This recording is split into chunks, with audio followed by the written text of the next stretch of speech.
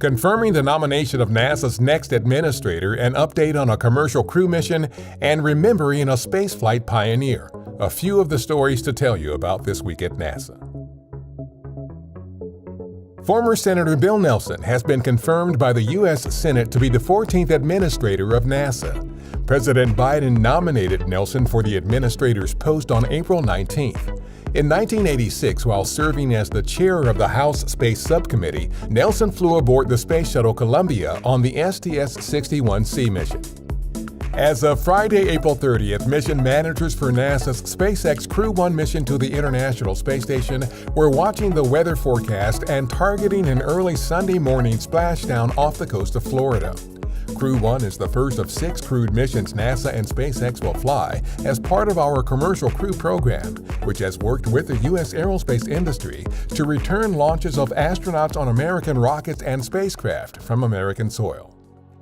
NASA is remembering former astronaut Michael Collins, who passed away April 28th. He served as the command module pilot on Apollo 11, remaining in orbit, while crewmates Neil Armstrong and Buzz Aldrin took the first human steps on the lunar surface.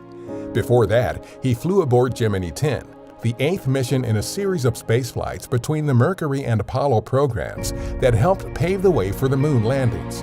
In the years following his spaceflights, Collins often spoke about the profound impact seeing Earth from space had on him. Well, I think the main thing about flying in space and then looking back and seeing a tiny little fragile blue and white globe and it makes you think about our earthly problems with a slightly different perspective.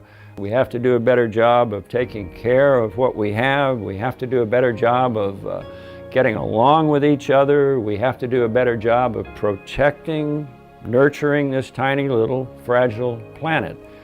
In a statement on the passing of Collins, acting NASA Administrator Steve Jurczyk said, "His legacy will always be as one of the leaders who took America's first steps into the cosmos, and his spirit will go with us as we venture toward farther horizons." Michael Collins was 90 years old. Our Ingenuity helicopter met all of its mission objectives with its third flight on Mars. During a virtual briefing on April 30th, the Ingenuity team discussed plans to push the limits of the rotorcraft for the remainder of its flight campaign. With this new phase, we will now concentrate on utility of an aerial platform and work on operational products, such as aerial observation of specific science targets or looking at context features from places that are not accessible by rovers. Ingenuity is a technology demonstration that landed on Mars February 18th with our Perseverance rover to perform a series of test flights over a 30 Martian day experimental window. The rotorcraft became the first aircraft to successfully complete powered controlled flight on another world on April 19th.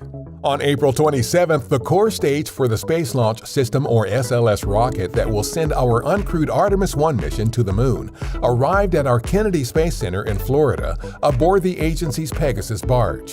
The core stage is the final piece of Artemis hardware to arrive at the spaceport and will be integrated atop the mobile launcher with the completed stack of solid rocket boosters ahead of the Artemis 1 launch.